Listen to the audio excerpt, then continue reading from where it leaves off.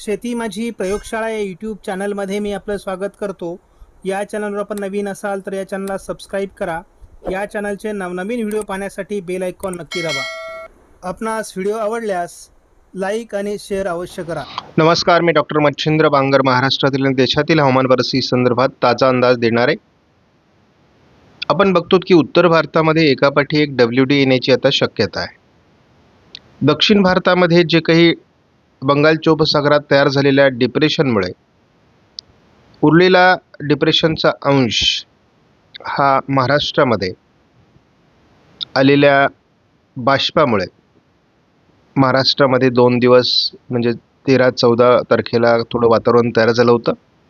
आजपासून मात्र हे वातावरण कमजोर होणार आहे. मात्र उत्तर भारतातून येणाऱ्या आता प्रभावी WDमुळे महाराष्ट्रात काही वातावरण बनतं का, किंवा नवीन वातावरणाची सिस्टम बंगालच्या उपसागरात बनते का, यावर आता पुढील हवामान अवलंबून असणार आहे. अजून देखील उत्तर भारतातील काही राज्यांमध्ये, खास करून पंजाब, हरियाणा, दिल्ली या ठिकाणी धोक्याचा प्रभाव कायम आहे. आज 15 तारखेला जे भारतीय हवामान खात्याने दिलेले अलर्ट्स आहेत ते महत्त्वाचे आहेत. राजस्थानमध्ये, छत्तीसगड, झारखंड, ओरिसा या ठिकाणी थंडीची लाट कायम आहे.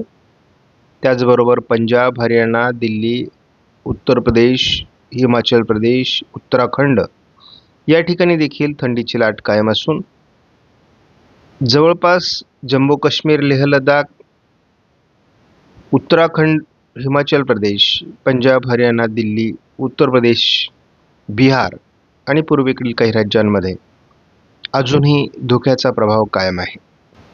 48 तासाचा अंदाज आपण जेव्हा बघतो तेव्हा धोक्याचा प्रभाव कायम राहण्याची शक्यता असून ओरिसामध्ये थंडीची लाट कायम राहण्याचा अंदाज भारतीय हवामान खात्याने दिला आहे. आपण GFS मॉडेलनुसार जर बघितलं की सध्या प्राप्त परिस्थितीमध्ये अरबी समुद्रामध्ये थोडंफार वातावरण आहे. बाकी उत्तर भारतात WD किंवा बंगालच्या उपसागरात कमी दाब असं काही वातावरण नाही आहे.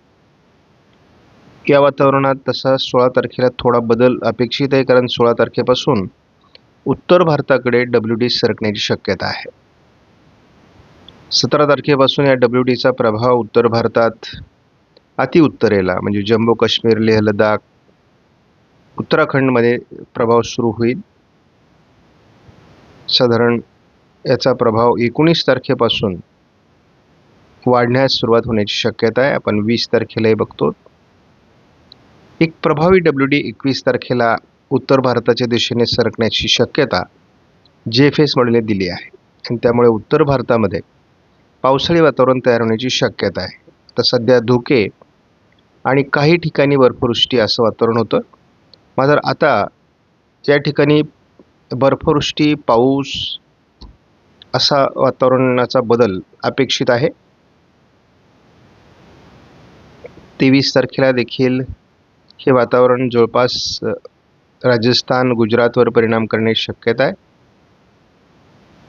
पहिल्यांदा आपल्याला एवढा प्रभावी अशा प्रकारचा WD उत्तर भारतात सरकण्याची शक्यता दिसते आहे. आपण बघतो की दक्षिण भारतामध्ये थंडीचं प्रमाण कमी झालेलं आहे. याचा अर्थ अजूनही ईशान्य मान्सूनचा प्रभाव दक्षिण भारतामध्ये जाणवतोय. मात्र थंडीचा प्रभाव हा मध्य भारतापासून उत्तर भारताकडे आहे. महाराष्ट्र एक असं राज्य आहे ज्याच्या दक्षिणी भागाकडे थंडी कमी आहे, तर उत्तर भागाकडे जोरदार थंडी आहे. उत्तर महाराष्ट्र, विदर्भाचा उत्तरेकडील भाग या ठिकाणी थंडीचा प्रभाव अजून कायम आहे. आपण प्रत्येक दिवशी या थंडीच्या वातावरणात बदल बघतो. त्यामुळे महाराष्ट्रामध्ये आल्हाददायक थंडी राहणार आहे. फार थंडीचा प्रभावही राहणार नाही. मात्र आपण असं दिसते की 22, 23 आणि 24 तारखेला भारताच्या बऱ्याच भागातल्या थंडीवर परिणाम होणार आहे. याचा अर्थ या काळात मध्य भारतावर देखील पावसाळी ॲक्टिव्हिटीज होण्याची शक्यता आहे. न्यूमेरिकल मॉडेल प्रिडिक्शनच्या NME या मॉडेलनुसार देखील आपण बघतो की मेमध्ये आपल्याला यावर्षी देखील पावसाचा प्रभाव निर्माण होईल असा अंदाज दिलेला आहे. 15 तारखेपासून जवळपास 20-22 तारखेपर्यंत फारसं पावसाळी वातावरण किंवा फारसा वातावरणीय बदल आपल्याला बघायला मिळणार नाही. परंतु 22 तारखेनंतर उत्तर भारताच्या दिशेने जोरदार WD सक्रिय होणं अपेक्षित आहे. 23 तारखेला आपण बघतो की अगदी मैदानी भागापर्यंत अतिशय प्रभावी अशा प्रकारचा WD उत्तर भारतामध्ये सक्रिय होणारे मेघगर्जनेसह विजांच्या कडकडासह पाऊस या ठिकाणी होण्याची शक्यता आहे. बर्फवृष्टी होण्याची शक्यता आहे. त्याच वेळेस बंगालच्या उपसागराच्या दक्षिणेला देखील थोडं वातावरणीय बदल होण्याची शक्यता आहे. 24 तारखेला आपण बघतो तामिळनाडू, रायलसीमा, दक्षिण कर्नाटक, केरळ या राज्यांमध्ये पावसाळी परिस्थिती निर्माण होण्याची शक्यता आहे. उत्तर भारतात WD सक्रिय राहतील. 25 तारखेला देखील मध्य भारतावर अगदी राजस्थान, मध्य प्रदेशच्या उत्तरेकडील भागामध्ये वातावरण खराब होण्याची शक्यता आहे. आपण बघतो शेवटच्या आठवड्यामध्ये उत्तर भारतात WD, दक्षिण भारतात कमी दाब असं वातावरण राहण्याची शक्यता आहे आणि त्यामुळे पुन्हा शेवटचा आठवडा जानेवारीचा खराब वातावरणाचा राहू शकतो. आपण बघतो अगदी मध्य प्रदेशपर्यंत हे वातावरण सरकणार आहे आणि जेव्हा अशा प्रकारचं वातावरण बनतं तेव्हा महाराष्ट्रात देखील काही हालचाली होण्याची शक्यता आहे. आपण बघतो की ती तीव्र वातावरण काही राज्यांमध्ये आणि उत्तर भारताच्या, पूर्व भारताच्या दिशेने सरकते. त्यामुळे याचा महाराष्ट्रावरही काही परिणाम होईल का यावर आपण लक्ष देऊन आहोत. एकूणच भविष्यामध्ये आता वातावरण बदलणार आहे. मकर संक्रांत झालेली आहे. नैसर्गिकदृष्ट्या तापमान वाढेल आणि थंडीचा आता उतार सुरू झालेला आहे. तरी देखील वातावरणीय बदलांमुळे थोडी थंडी राहणार आहे.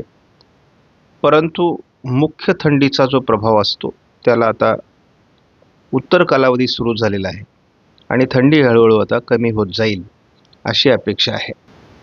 काल देखील सोलापूर आणि लातूर परिसरामध्ये काही ठिकाणी पाऊस झालेला आहे. आजही या ठिकाणी थोडं वातावरण आहे. त्यामुळे आज थोडं सोलापूर पूर्व किंवा थोडं लातूर धाराशिवमध्ये ढगाळ वातावरण राहण्याची शक्यता आहे. आज थोडं सोलापूर, कोल्हापूर, साताऱ्याच्या भागात पावसास अनुकूल स्थिती आहे. थोडा शिडकावा काही भागात होऊ शकतो. परंतु पावसाचं वातावरण संपलं आहे. त्यामुळे आता शेतकऱ्यांनी फार पावसासंदर्भात भीती बाळगण्याची गरज नाही. लगेचच कुठलंही पावसाळी वातावरण तयार होणार नाही. कारण आता जे बंगालच्या उपसागरातील डिप्रेशन किंवा कमी दाबाच्या अंशामुळे काही बाष्प आलेलं होतं ते आता संपुष्टात आलेलं आहे. त्यामुळे आता जवळपास जानेवारीच्या शेवटच्या आठवड्यापर्यंत आपल्याला कुठलीही भीती नाही. कारण दुसऱ्या आठवड्यामध्ये हे वातावरण तयार झालं. तिसरा आठवडा तसा कोरडा आहे. परंतु वातावरणीय बदल हे शेवटच्या आठवड्यात होण्याची शक्यता आहे आणि पुन्हा एकदा खराब वातावरण महाराष्ट्रामध्ये आणि देशामध्ये आपल्याला पावसास अनुकूल स्थितीमुळे दिसणार आहे. आपणास व्हिडिओमधील माहिती महत्त्वपूर्ण वाटल्यास लाईक करा, शेअर करा, चॅनलला सबस्क्राईब करा. धन्यवाद. जय हिंद, जय महाराष्ट्र, जय बळीराजा.